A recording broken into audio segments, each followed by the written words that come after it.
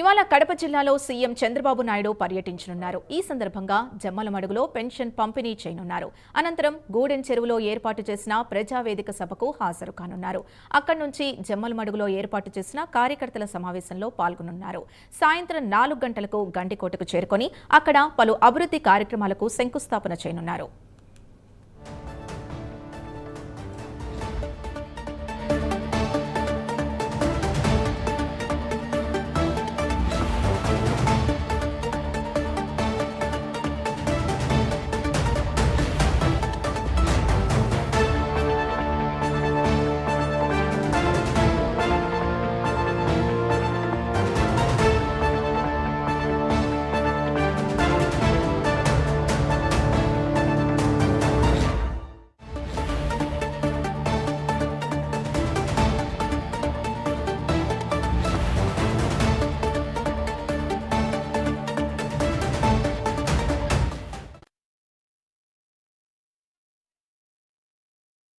పర్యటించనున్నారు. ఈ సందర్భంగా జమ్మలమడుగులో పెన్షన్ పంపిణీ చేయనున్నారు. అనంతరం గూడెం చెరువులో ఏర్పాటు చేసిన ప్రజావేదిక సభకు హాజరు కానున్నారు. అక్కడి నుంచి జమ్మలమడుగులో ఏర్పాటు చేసిన కార్యకర్తల సమావేశంలో పాల్గొనున్నారు. సాయంత్రం 4 గంటలకు గండికోటకు చేరుకొని అక్కడ పలు అభివృద్ధి కార్యక్రమాలకు శంకుస్థాపన చేయనున్నారు. దీనికి సంబంధించిన పూర్తి డీటెయిల్స్ మా ప్రతినిధి సుధీర్ అందిస్తారు. సుధీర్, చెప్పండి.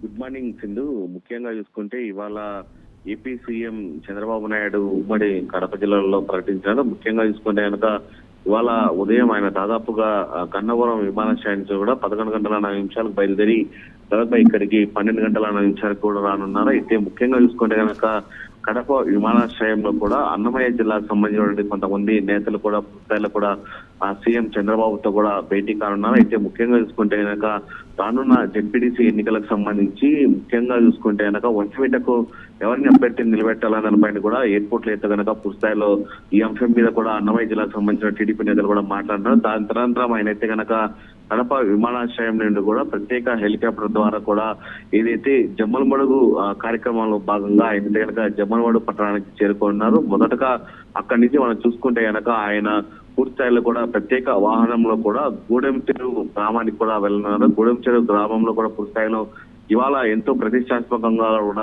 మనం చూసుకుంటే కనుక 1వ తేదీ వస్తుందంటే కనుక పూర్తిస్థాయిలో అవ్వాదాతలు కూడా ఎంతో సంతోషపడేది పింఛన్ కార్యక్రమం. అలాంటి పింఛన్ కార్యక్రమాన్ని మనం చూసుకుంటే కనుక గూడెం చెరువు గ్రామంలో ఉన్నటువంటి రాజీవ్ నగర్ కాలనీ, అలాగే మోరగుడి చేనేత కాలనీ తదితర R&R కాలనీలో కూడా ఈ రోజు అయితే కనుక సీఎం చంద్రబాబు నాయుడు అయితే కనుక ఆ పెన్షన్ పంపిణీ కార్యక్రమం కూడా నిర్వహించున్నారు. అలాగే ముఖ్యంగా చూసుకుంటే కనుక తొలుతలు మనం చూసుకుంటే కనుక వితంతుకు సంబంధించినటువంటి అలివేలమ్మ కూడా పెన్షన్ అయితే కనుక ఇవాళ అయితే కనుక సీఎం అయితే కనుక మొదటి పెన్షన్ ఇవ్వనున్నారు. దాని తరంతరం కూడా కొంతమంది బంగారు కుటుంబాలకు సంబంధించినటువంటి ఆ కుటుంబాలు ఎవరైతే ఉన్నారో వాళ్ళందరితో కూడా అక్కడే చంద్రబాబు నాయుడు ముఖాముఖి కానున్నారు. అక్కడి నుంచి కూడా ఏదైతే టిడ్కో గృహాల వెనుక ఉన్నటువంటి ప్రజా వేదిక వద్ద అయితే కనుక ఈ రోజు పూర్తిస్థాయిలో కూడా ప్రజావేదిక కార్యక్రమంలో కూడా సీఎం చంద్రబాబు కూడా పాల్గొన్నారు. దాని తదనంతరం దాదాపు మనం చూసుకుంటే కనుక ఏదైతే ఈ ప్రజావేదిక వద్ద కూడా దాదాపుగా 141 మంది బంగారు కుటుంబాలకు సంబంధించినటువంటి ప్రజలతో అయితే కనుక చంద్రబాబు మమైకమై రానున్న సంవత్సరం రోజుల పాటు తెలుగుదేశం పార్టీ చేసినటువంటి సంక్షేమ పథకాలు ఎలా ఉన్నాయి ఏంటి అన్న దానిపైన కూడా వాళ్ళతో అయితే కనుక చర్చించే పెద్ద అవకాశాలు పెద్ద ఎత్తున కూడా కనబడుతున్నాయని చెప్పుకోవచ్చు. దాని తదనంతరం మనం చూసుకుంటే కనుక ఈ మధ్యాహ్నం 2 గంటల నుంచి దాదాపు 3 గంటల వరకు కూడా పూర్తిస్థాయిలో టీడీపీ నాయకులు ఎవరైతే జమ్మలమడుగు పట్టణానికి సంబంధించినటువంటి ఉన్నారో వాళ్ళందరితో కూడా ముఖాముఖి కార్యక్రమం ఏర్పాటు చేయడం జరిగింది. అయితే అక్కడి నుంచి ప్రత్యేక హెలికాప్టర్ ద్వారా కూడా జమ్మలమడుగు నుంచి ఆయన గండికోటకు చేరుకోనున్నారు.